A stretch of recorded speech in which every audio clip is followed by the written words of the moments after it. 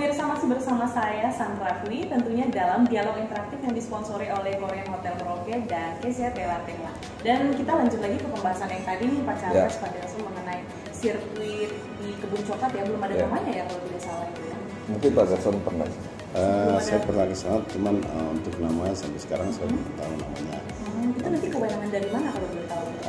Biasanya dari Pemda. Dari Pemda ya. Tapi sempat berkunjung ke sana dan bagaimana sudah melihat perkembangannya tuh? Luar biasa. Luar biasa ya. Dan fasilitasnya juga, fasilitas penunjangnya juga sangat modern ya kita lihat ya. Kalau Pak Charles sendiri mungkin ada planning untuk berkunjung ke Iya, saya lihatnya lewat media sosial, dokumentasi yang diupload di media sosial, dan kalau untuk racingnya sendiri sudah mendekati finalnya. Saya lihat mungkin ada perubahan di beberapa track gitu untuk keselamatan pembalap ya, untuk safety-nya. Oh, ada perubahan. Setahu saya kemarin ada sedikit, ada ya? Iya, ada sedikit, ada penambahan. Nah, kalau yang untuk motocross-nya itu ya kemungkinan masih dalam tahapan pembentukan. Tapi kalau motocross kan tidak serumit yang untuk racing ini. Tapi kita berharap bahwa karena ini standar, kalau PON, kalau saya pribadi beranggapan bahwa ini harusnya menjadi standar internasional, bukan lagi standar nasional sebenarnya kan. Lepas dari itu bahwa ini nanti pasti akan berkoordinasi dengan pemerintah daerah, bagaimana kita bisa memfungsikan sirkuit ini untuk setelah PON sebenarnya. Nah itu tadi Pak, nanti setelah PON itu sebenarnya pengelolaan dari sirkuit ini sendiri itu apakah dari ini bekerja sama atau seperti apa? Kalau pengalaman saya di tempat lain yang berhubungan dengan aset, itu bisa masuk di dalam aset pemerintah daerah. Kita kan ada badan keuangan, misalnya di badan keuangan dan aset daerah, tapi juga mereka bisa, pemerintah daerah juga bisa mengeluarkan surat keputusan untuk memberikan kewenangan kepada salah satu, misalnya kepada KONI untuk mengelola, ataupun bisa juga kepada panitia seperti itu, atau kepada ini untuk bisa mengelola. Iya, jadi seperti itu. Kembali kepada pemerintah daerah saja maunya seperti apa. Yang pasti kita ini akan fokus kepada dalam rangka meningkatkan prestasi nih. Jadi yang tadi administrasi klub kita perbaiki, kemudian kita dorong ke pengembangan prestasi pembalap, maupun baik itu yang road race maupun yang motocross. Tapi jangan lupa juga yang touring ini loh, touring ini juga penting. Betul. Tujuan dari ini sendiri selain mengembangkan prestasi dalam bidang bermotor dan otomotif, juga mengembangkan pariwisata di daerah itu sendiri. Nah, coba kita mau ke Bung Delson dulu nih mengenai pariwisata. Ini saya lihat-lihat juga touring ya, ikatan touring dari IMI ini sendiri juga sering berkelana ke Sota, ke Tablum juga saya sempat dengar. Mungkin bisa diceritakan bagaimana itu? Iya, jadi awal mula itu kan 2017 itu kita dari ide-ide muncul, kita buat tubuh 0 km di Sota. Nah, di situ manfaatnya supaya ketika ada pengunjung yang di situ mereka bisa mengambil spot foto-foto. Itu tahun lalu kalau tidak salah ya? 2017. 2017? Iya. Oh, sudah. Iya, 2017. Terus kemudian 2018 baru ada perencanaan untuk pengembangan BLBN. Baru diangkat, teguhnya dipindahkan ke atas. Nah, terus 2019 kita beralih kegiatan Jambore dengan memperkenalkan Tablen Country. Itu mengembangkan wisata di sana sehingga sekarang menjadi viral. Betul sekali. Sekarang itu sangat viral sekali di media sosial. Pariwisata di Tablem itu ternyata itu dari ini. Dari paguyuban. Dari paguyuban. Iya. Oh, bisa diceritakan itu awalnya bagaimana sampai bisa muncul ide ke sana? Karena sekarang tuh jadi spot favorit sekali, kita tahu semua tuh foto di Facebook sekarang semua postingnya di Tablem pasti. Iya betul Mbak. Jadi memang teman-teman itu kita sering duduk ngumpul ngopi ya, teman-teman touring ini ngopi sambil membahas ide-ide apa yang kita buat untuk kita punya masyarakat di Merauke. Biar ada tempat wisata, tempat rekreasi. Mulai mikir-mikir, sudah, coba kita lihat tempat, kayaknya di Tablem. Coba kita ke Tablem, lihat, kita buat jambore di Tablem. Buat jambore di Tablem, selesai jambore, tempatnya menjadi viral. Dan sekarang kebanyakan masyarakat berkunjung ke sana. Jadi rencana besok kan kita ada jambore juga. Nanti kita akan tentukan tempatnya di mana yang sekiranya layak bisa mengangkat masyarakat lokal di situ, ya, supaya bisa membuka tempat wisata, orang-orang masyarakat semua bisa berkunjung ke situ. Tingkat kesejahteraan meningkat. Ya, pariwisata lokal ya. Tapi kalau misalnya kita masuk ingin mengangkat spot baru untuk pariwisata itu kan pastinya ada kendala-kendala, apalagi kita masuk ke masyarakat yang sudah terlebih dahulu ada di situ. Itu bagaimana sih pendekatannya kalau dari ini ke masyarakat lokal? Biasanya kita koordinasi dengan kepala kampung dan masyarakat di kampung lokal tersebut. Nah, dari situ kita bisa ajak berdiskusi bahwa kita benar-benar ingin memperhatikan masyarakat di sini, dengan cara membuat tempat wisata, menciptakan spot-spot wisata. Nah, dari situ pasti akan ada masyarakat pengunjung wisatawan yang akan berkunjung ke situ. Dan itu akan memberdayakan masyarakat. Iya, betul. Ya. Berarti sudah terhitung ada berapa tuh spot yang sudah dikunjungi sama ini? Yang sudah kami buat itu mulai dari 70 km, terus kedua Pantai Onggaya. Pantai Onggaya. Oh, betul. Terus yang ketiga kemarin itu di Tablem.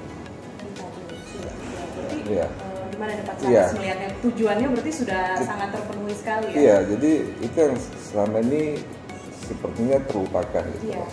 Artinya bahwa sepeda motor Indonesia ini tidak hanya racing tadi. Nah, kita mau balance gitu, sehingga yang tadi fungsi touring wisata itu dia mengangkat dan sosial. Tadi kalau Mas Andra nanya bagaimana pendekatan dengan warga setempat, sebenarnya satu intinya bahwa kalau kita lakukan sesuatu dengan tulus, kemudian itu memberikan satu solusi bagi kebutuhan masyarakat setempat, pasti dia menerima. Nah, contoh macam kemarin kita ke arah Wendu. Nah, Wendu itu di sana adalah salah satu paroki yang dikelola oleh Pastor Andi. Nah, itu dia lagi membuka tempat di pinggiran pantai situ. Itu ada panggung yang dibuat yang terbuka, konsepnya pesta kebun, dan juga ada kuda. Jadi konsep seperti kita ada di Parangtritis Jogja gitu. Nah, saya yakin ke depan akan menjadi salah satu destinasi wisata yang cukup menarik. Artinya kan selama ini kunjungan dari paguyuban ini kita arahnya ke arah Sota, arah Wasur, arah yang orang sudah banyak Tablem. Nah, ini kita muter ke pantai kan, ke Wendu sana. Jadi kalau Wendu itu saya lihat memang kalau kita sana kayaknya kurang bergairah, dalam arti tanda kutip bahwa mungkin orang transportasi ke sana itu cuma untuk ngambil material pasir, ya kan? Betul. Nah, padahal karena mungkin sudah ada jembatan itu ya, yang kalau mau ke Kumbe itu kan lewat jembatan baru itu. Iya, itu akhirnya orang lebih milih lewat sana. Sehingga di sini jadi kurang ramai gitu. Karena mereka punya banyak potensi kearifan lokal yang bisa kita angkat. Misalnya mereka sebagai satu produksi kelapa. Saya lihat kelapa tuh banyak di situ. Nah, supaya juga bagaimana masyarakat menjaga ekosistem di situ, lingkungannya juga terjaga. Jadi jangan sampai materialnya diambil terus, tapi tidak ada keseimbangan dengan masyarakat setempat. Nah, ini yang nanti kita masuk ke sana. Biasanya saya lihat kelebihan teman-teman ini, mereka pasti tinggalkan jejak gitu. Jadi jejak seperti di Sota tuh ada 0 km, di Pantai Onggaya itu ada gapuranya untuk spot wisata, tapi sekarang juga sudah abrasi pantai kan, kena di Tablem juga. Yang Tablem Country itu. Ya itu juga. Dari ini ya, betul. Makanya kita survei ini untuk bisa berkomunikasi dengan masyarakatnya, termasuk di Wendu itu ada di kampung Nasai. Iya, Nasai itu ada salah satu SMA ya, di bawah Yayasan Katolik yang dia 30% itu tentang pendidikan formal, tapi 70%-nya entrepreneur. Jadi saya kira itu sangat baik sekali. kita jadi punya, lebih ke praktek seperti itu ya? Iya, dan ini potensi yang cukup bagus. Macam kegiatan mereka salah satu yang Tour de Boven itu kalau di pandangan saya itu ke depan bisa jadi agenda wisata nasional, tidak skala kabupaten lagi nih. Karena jarak yang jauh dengan jalan yang begitu bagus, artinya berliku dan tantangan yang besar antar kabupaten itu bisa jadi salah satu agenda nasional ke depan. Ini agenda ke depan untuk meningkatkan pariwisata ini salah satunya adalah di Pantai Medu gitu ya? Iya. Dan ini kita belum tahu juga informasi soal mau dibikin konsep garden party di situ. Bisa ke Facebook saya. Bisa ke akun Facebook saya. Ya berarti nanti pemirsa Facebooknya Pak Charles. Iya, Charles Gomar ya. Nanti tinggal dilihat di situ saya ada angkat kemarin. Iya. Jadi sudah terbentuk. Jadi waktu itu kami juga ikut menyumbang material untuk kerja di sana, berkontribusi sehingga nanti kita akan mengawal. Rencana tanggal 5 September ini mereka peresmiannya. Tanggal 5 September besok ini. Sehingga nanti kalau teman-teman bisa ada waktu, saya bisa main sana membuktikan. Iya, membuktikan. Itu mengenai pariwisata sudah sangat dijelaskan sekali ya. Dan salah satu juga tujuan dari ini tuh juga membantu pemerintah dalam menertibkan lalu lintas. Tadi sudah sempat disinggung di awal. Nah, coba ini kita mau tahu lebih lanjut. Kira-kira agenda apa yang sudah dilakukan dan mungkin akan dilakukan dari ini untuk mewujudkan itu. Karena kan pemirsa di rumah tahunya selama ini berhubungan hanya dengan racing. Racing. Yang paling bikin ribut gitu ya.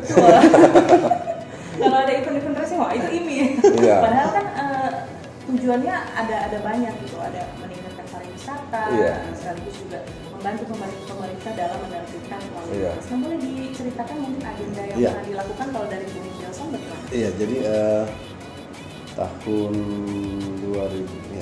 2019 kemarin memang kami dari Paguyuban Otomotif diundang oleh Satlantas untuk kegiatan safety riding sama apa namanya? Ya safety. Satunya ini keselamatan berkendara ini. Safety riding ya? Ya, itu terus ada kegiatan-kegiatan sebelumnya juga. Kami selalu diundang untuk mensosialisasikan aturan-aturan baru dari Lantas. Jadi sudah pernah berkolaborasi dengan Lantas ya. Nah, kalau Pak Charles gimana nih melihatnya? Mungkin nanti kalau ada agenda-agenda ke depannya ada rencana? Kita punya ini itu di struktur kepengurusan itu ada yang namanya Komisi Keselamatan Berkendara. Oh baik. Nah untuk yang periode ini kita coba meminta Pak Kanit Lantas Polres Merauke, Pak Letda Purwanto itu untuk menduduki jabatan tersebut. Artinya bahwa ke depan ini yang tadi kita sudah bicarakan bahwa kita akan melegalkan klub-klub yang ada.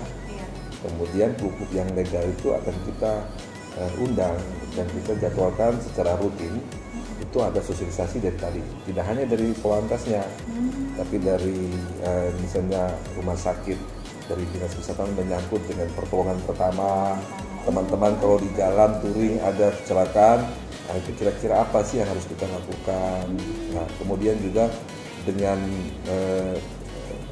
coding misalnya, jadi dalam rangka bela negara. Jadi kalau kita masuk ke salah satu kampung itu dalam rangka bela negara apa sih yang harus kita berdialog dengan masyarakat di sana. Etikanya seperti apa ya? Karena kan itu tadi ya, ini tadi juga bukan sekedar hanya racing tapi touring juga. Ini kan jadi kan kayak tadi kita ngomong ini anak-anak muda yang balap gitu kan. Betul. Kalau mereka tidak punya wadah, mereka tidak punya kesempatan, itu pasti akan sembarang ini. Akhirnya kan dikeluarkan nih di jalan raya ngebut racing apa. Karena mungkin mereka sendiri juga belum mendapatkan informasi mengenai ini ya, bahwa ada wadahnya loh sebenarnya ya. Benar. Jadi itu kita masuk ke mereka.